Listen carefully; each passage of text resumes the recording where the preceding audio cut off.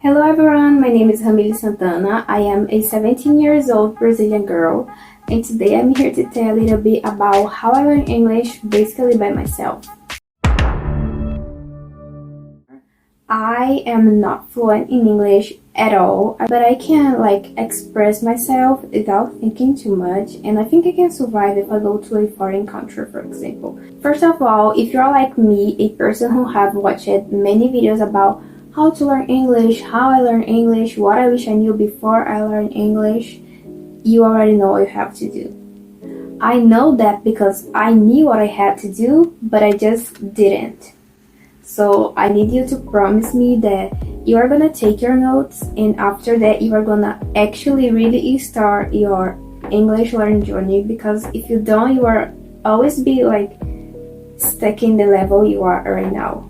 First of all, why to learn English? I've met many people who say, why would I like to learn English if I live in Brazil? What people always say is that you have to learn English to get better jobs. For me, learning a new language is more about learning to see the world from a different point of view. When you reach that level, it's mind-blowing when you can understand something that is not on your native language. This is kind of crazy. I don't know if you guys have ever stopped to think about that, but it's crazy. Also because English is a universal language. You guys already know that. So if you don't learn another language, you are gonna be left behind. So that being said, I'm gonna tell a little bit about how I actually learned English. So when I got into middle school, I started to see videos like how to say Oi, tudo bem in English, how to say hello, how are you? My name is, nice to meet you, nice to meet you too. When I got into high school, I moved to a new city, a bigger city, and I was looking for schools to study. I discovered a school that had exchange program, and I was like, oh my gosh, that's what I want. When the time for their exchange program came, we started to have specific English classes for the test, to take the test, and that's when I actually feel like I started to really develop my English, really improve my English. I was really sad because I couldn't get the exchange program, but instead of giving up, I told myself, okay, I couldn't get it this time, but the next opportunity that I have, I will get it. When quarantine came, I told myself, okay, now I am going to actually study really hard.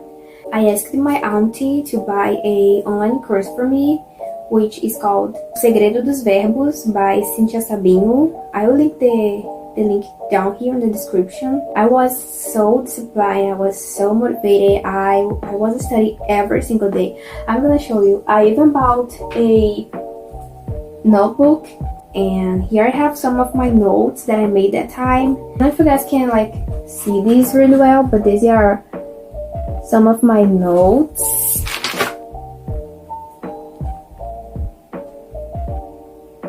But I still couldn't understand most of the things that I was listening to. So that's when I discovered United. If you don't know what this is, it's a music group with people from all of the world: India, China, Japan, Brazil, Mexico.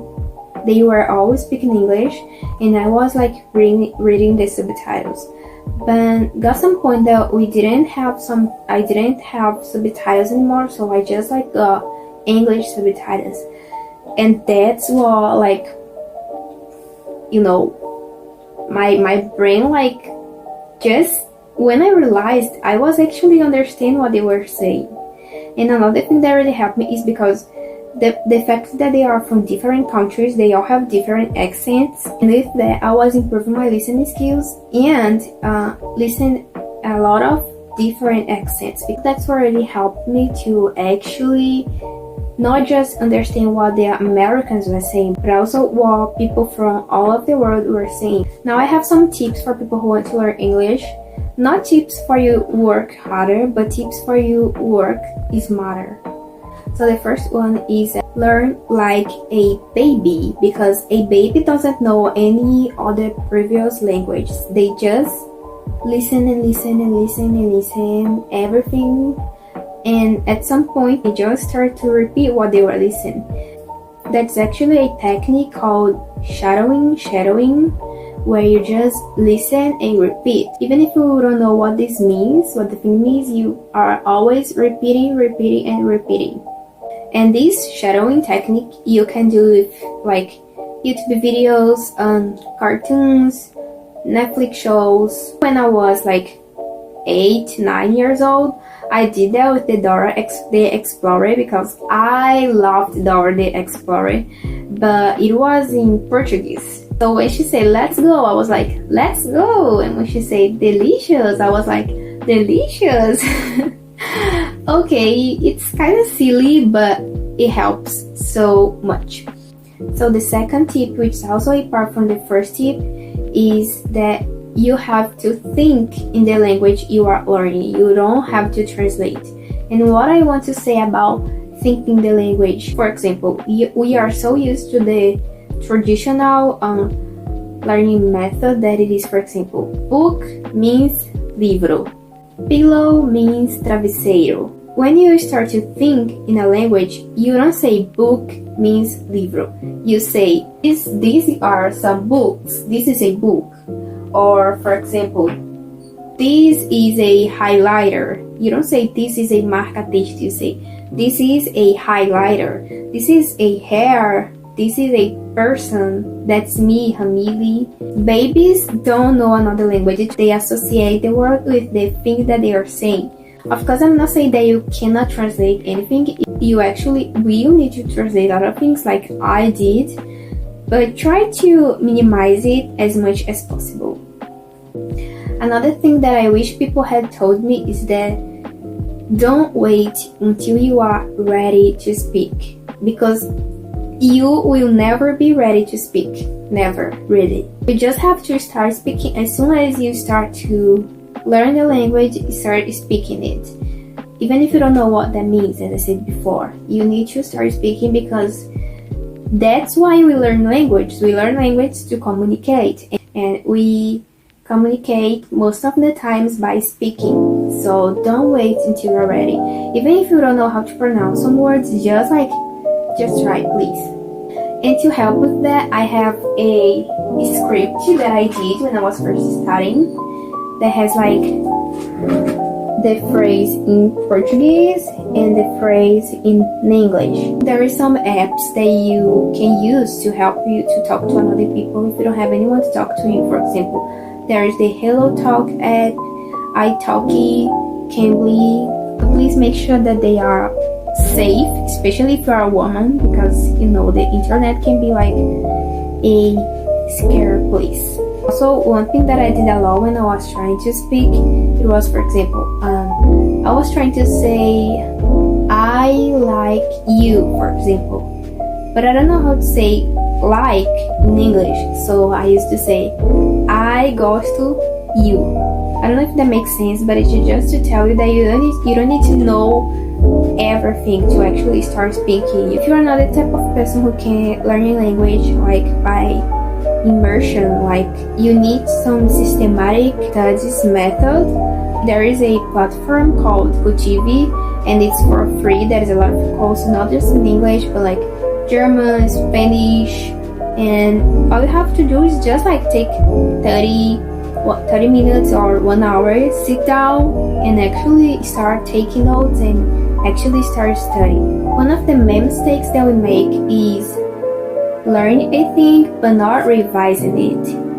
And to avoid it, there is an app called Anki, which is a like flashcard app where you can put the things that you learned today. For example, you put in a face, hi, how are you? And the other phrase you put like the translation, oi, tudo bem? Or if you are more advanced, you can put, for example, book, and then the other phrase you put, okay, book is a thing that has a lot of paper and letters where you can get information from. Another thing that I wish people had told me is to stick just to one or two things, because when I was starting, I was so motivated and I would download almost every app on the Play Store, Duolingo, Lingota, I don't know, all these learning language apps. At some point you get overwhelmed and you are not actually learning anything, because you are like trying to stay on the track of all these things, and it's gonna just get messy. You can, for example, stick to the creative course to learn grammar and vocabulary, and listen to music to practice your listen, or watch YouTube videos to practice your listen while you are repeating what they were saying, or watching Netflix. To stick to the things that work for you. Now, finally, my last but not least tip is don't be afraid to make mistakes, and don't be ashamed of your accent. We still make mistakes even in Portuguese, which is our native language, so why are you afraid of making mistakes in a language that you don't know? That doesn't make sense. And another thing that doesn't make sense is being ashamed of your accent, because everyone has an accent. Even in Portuguese, there is a Brazilian Portuguese and the Portuguese from Portugal, and they all have different accents. We still can understand each other perfectly. And most of the time, people that make fun of your accent just know how to speak one language. So don't even waste your time talking to them. If they try to make fun of your accent, just say, how many languages can you speak? Because I can speak at least 2. Okay guys, so that's the end of the video. I hope this video has helped someone who wants to start learning a new language, or just needed some motivation to keep going. And I've probably made a lot of mistakes that I didn't even notice. That's okay, I'm okay with that. I am actually happy that I could say everything that I wanted to say, and yeah, that's basically it. So if you like this video, please don't forget to like the video and subscribe to my channel, and tell me what type of videos you want to see from me. So yeah, that's it, and I'm gonna go right now because it's actually 3:41 p.m. and I haven't had lunch yet. So hope you guys have a good day or night, and please be safe, stay healthy, and I see you hopefully in the next week. Bye!